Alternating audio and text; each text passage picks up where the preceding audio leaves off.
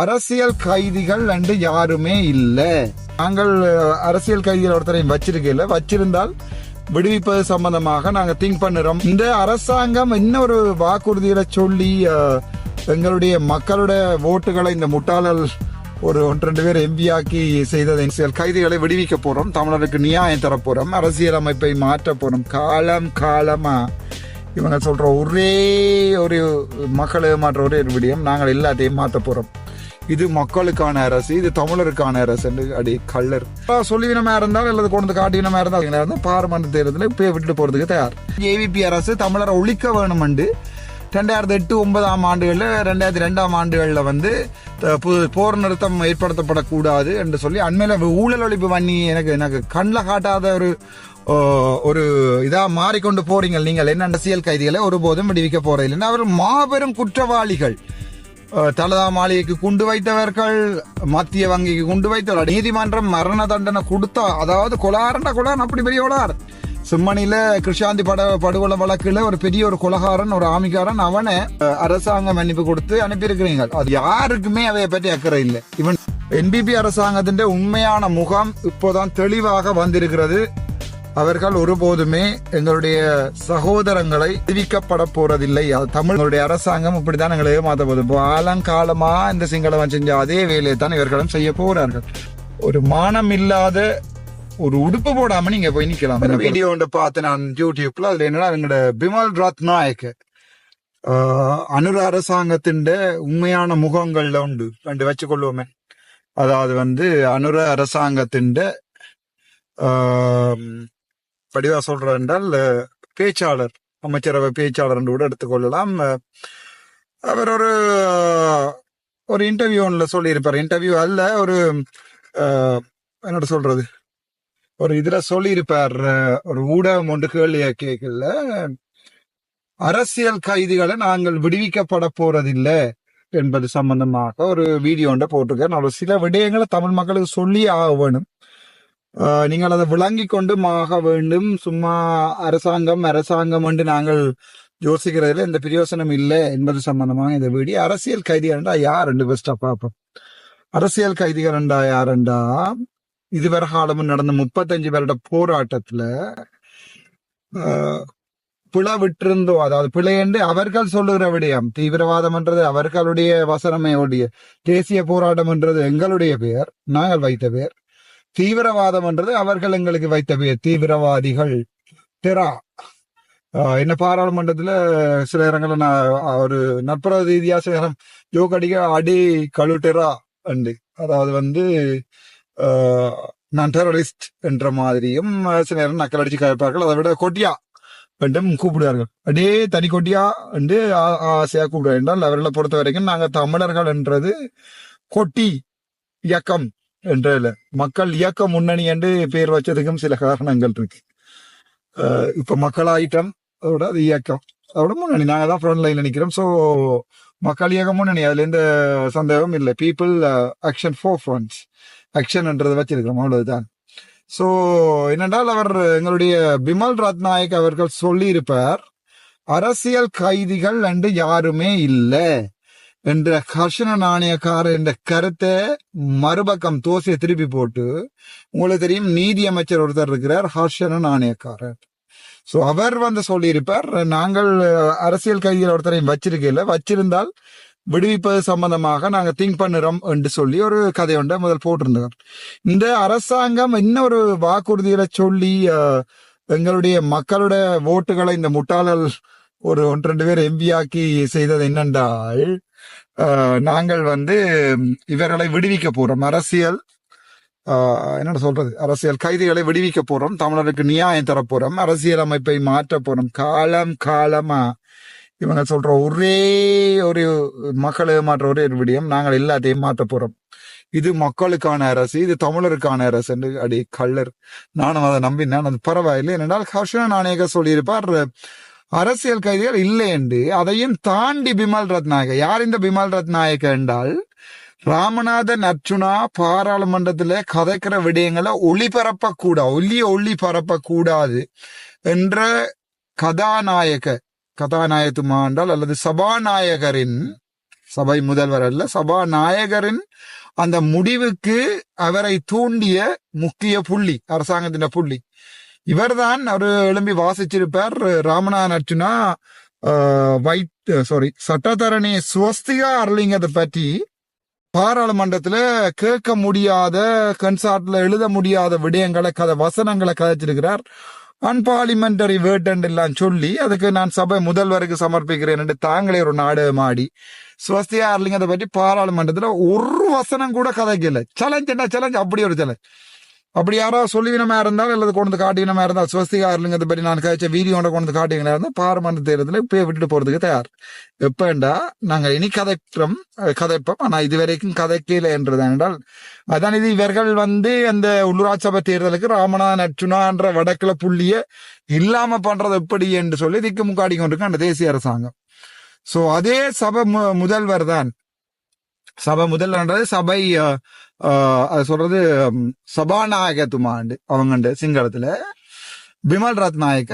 அவருடைய உண்மை கோர முகம் என்னென்றால், பழைய வீடியோக்கள் போட்டோ எடுத்தா பார்த்தா தெரியும், இந்த இதே ஜேவிபி அரசு தமிழரை ஒழிக்க வேணுமெண்டு 2008-2009 ஆண்டுகள்ல 2002 ஆண்டுகள்ல போர் நிறுத்தம் ஏற்படுத்தப்படக்கூடாது என்று சொல்லி அண்மையில ஊழல் ஒழிப்பு பண்ணி எனக்கு கண்ணில் காட்டாத ஒரு இதா மாறிக்கொண்டு போறீங்க நீங்கள். என்னென்றால் ஏதோ எழுத வேணும் என்றதுக்காண்டி தம்பி, நீங்க சும்மா அரசியல மொக்குத்தனம் எழுதக்கூடாது. இப்ப இந்த வீடியோட தெரியும் அந்த ஊழல் ஒழிப்பு அணி வண்ணி எண்டே இல்லை என்று. இப்ப நீங்கள் இப்படித்தான் இதே எங்கண்ட நானும் ஒரு காலத்துல நம்பி அன்றகுமார் திசாநாயக்க வந்தா மாறுமண்டி நினைச்சால் தான் நீங்கள் அதே மாதிரி நினைக்கிறீங்களோ தெரியல. இதே எங்களுடைய தமிழடியான் கூட அன்றகுமார் திசாநாயக்கன்ற திட்டங்கள் என்ன, பிளான் என்னன்னு அன்றகுமார் திசாநாயக்கவுக்கே தெரியாத ஒன்று ரெண்டு திட்டங்களை தமிழடியான் இவர் செய்ய போறாரு சொன்ன வரலாறு. நான் நேரடியாவே தமிழ் நான் நம்பரும் இருக்கேன், நான் நேரம் கதைக்கிறேன். தமிழடியான் இந்த வீடியோ பார்ப்பார், அவருக்கே தெரியும் நான் கதைக்கிறேன் இல்லை. இரண்டாள் நாங்கள் கதைச்சு பேசி போடுற ஒன்று இல்லை. அவர் எனக்கு தார மோரல் சப்போர்ட்ன்றது அவருடைய தமிழ் தேசியம் சார்பான நிலைப்பாடு, தமிழ் மக்களுக்கு சார்பான நிலைப்பாடை ஒழிய மற்றபடி நான் ஒன்றுமேண்ட வரைக்கும் கதைச்சது இல்லை. ஒரு சில வசனங்களை அவர் போட்டிருப்பார், எனக்கு மெசஞ்சர்லையும் போட்டிருக்கார், டாக்டர் நீங்க கவனமாயிருங்கோ, பிளீஸ் பி சேஃப் அண்டு 1-2 வசனங்கள் 1-2 SMS அவ்வளவுதான்.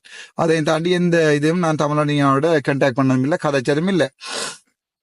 நான் இது என்ன சொல்ல வரேன் என்றால், அது மெசஞ்சர்ல எங்களுடைய ஹர்ஷரன் நாணயக்காரன் அந்த கருத்துகள் இப்ப மீண்டும் தெளிவா சிங்களத்துல பிமல் ரத்நாயக்க சொல்லி இருக்கிறார். இல்ல வெரி சாரி, நாங்க அரசியல் கைதிகளை விடுவிக்க போறது இல்லை, அரசியல் கைதிகளை ஒருபோதும் விடுவிக்க போறது இல்லைன்னு அவர் மாபெரும் குற்றவாளிகள். தலதா மாளிகைக்கு குண்டு வைத்தவர்கள், மத்திய வங்கிக்கு குண்டு வைத்தவர், மத்திய வங்கியிலிருந்து காசு அடிச்சுட்டு போனவனே 48 மணி நேரத்துல கொண்டு வர வாக்கு போட்ட நீங்கள் கடைசியா நீங்கள் சாமர சம்பத்தை பிடிச்சு வச்சிருக்கீங்க. அந்த பாவம் நடக்கலாம் இருந்த கொண்டு ஜெயில போட்டிருக்கிறீர்கள். அதுவும் இன்னும் உங்களுடைய அரசியல் சித்த விளையாட்டுகள் இருந்துட்டு போகட்டும். ஆனா இதே பிமல் ரத்நாயக தான் இந்த எங்கண்ட ஊழல் ஒழிப்பு அணி வன்னி தொடக்கம் எல்லாருமே பிமல் ரத்நாயக நல்ல நேர்மையானவர். அப்ப நானும் அப்படிதான் நச்சு தொடக்கத்துல எனக்காகவும் பாராளுமன்றத்துல கதைக்க டைம் கொடுக்கலண்டு குளறினால் தான் பிமல் ரத்நாயக்க கடைசியா முகங்கள் உண்மையாகவே தெரிஞ்சிருக்கு, அதான் உண்மை. சோ இவர்கள் சொல்லிக்கார் ஒரு மாபெரும் குற்றவாளிகள் தான் அவர்கள். அதாவது உங்களுக்கே தெரியும், செம்மணியில கொலை செய்த கொலைகாரனை, குழந்தை புள்ள உட்பட கொலகார சாட்சியம் சொல்லி சாட்சியம் சுட்டி காட்டின பிறகு கூட நீதிமன்றம் மரண தண்டனை கொடுத்தா, அதாவது கொலகாரன் அப்படி பெரிய கொலகாரன். செம்மணியில கிருஷாந்தி படுகொலை வழக்குல ஒரு பெரிய ஒரு கொலகாரன், ஒரு ஆமிக்காரன், அவனை நீங்கள் என்ன செஞ்சிருக்கிறீங்க என்று சொன்னால் அரசாங்கம் மன்னிப்பு கொடுத்து அனுப்பியிருக்கிறீங்க, அது உங்களுடைய உரிமை.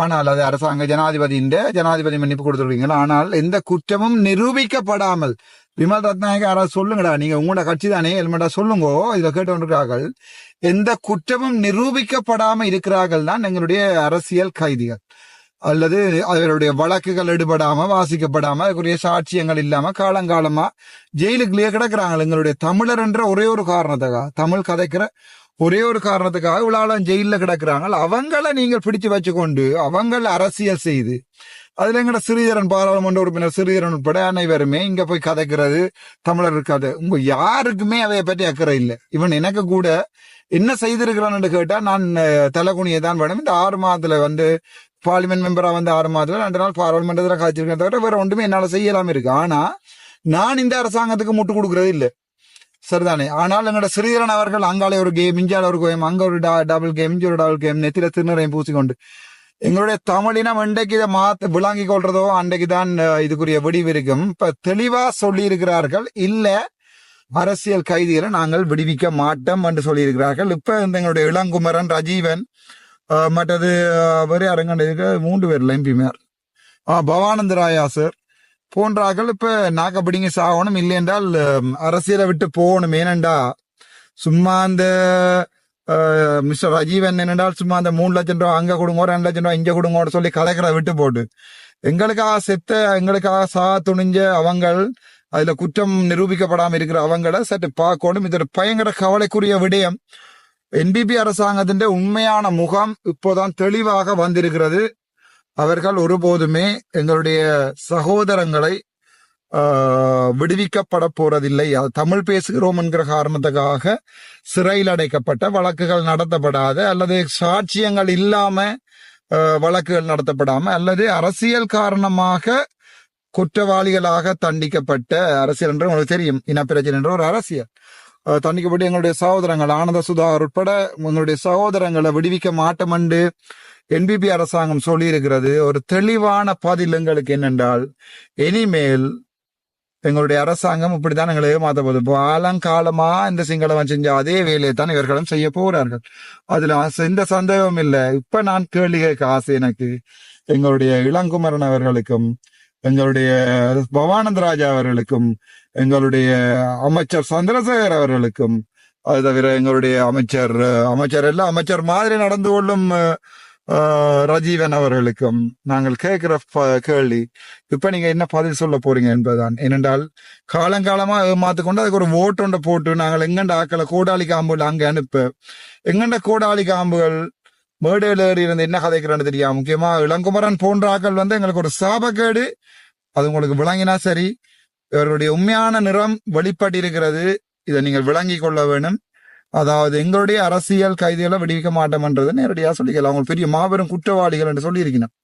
குற்றமே என்ன நிரூபிக்கப்படாம இருக்கிற அரசியல் கைதிகளை கூட மாபெரும் குற்றவாளிகள் என்று பிமல் ரத்நாயகர் சொல்லியிருக்கிறார். நீங்க ஜனாதிபதி வாரார், பிரதமர் வாரார் என்று நீங்க யாராவது ஓடி போய் நீங்க அந்த கூட்டங்களை நிப்பீங்களா இருந்தால், ஒரு மானம் இல்லாத ஒரு உடுப்பு போடாம நீங்க போய் நிக்கலாம். என்ன பொறுத்த வரைக்கும் ஒரு உடுப்பை போடாம நிக்கலாம் என்றால், நானும் அந்த பிள்ளைய விட்டுருக்கேன், நாவே என்னை நீங்கள் அதே மாதிரியே பேசலாம், இதே ஜனாதிபதிக்கு தானடா ஓட் போட சொன்னேன் விட்ட பிள்ளைகளை நான் பிள்ளைகளை ஏற்றுக்கொள்றோம்.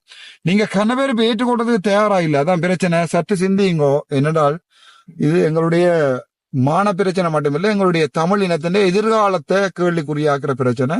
சற்று சிந்தியுங்கள்.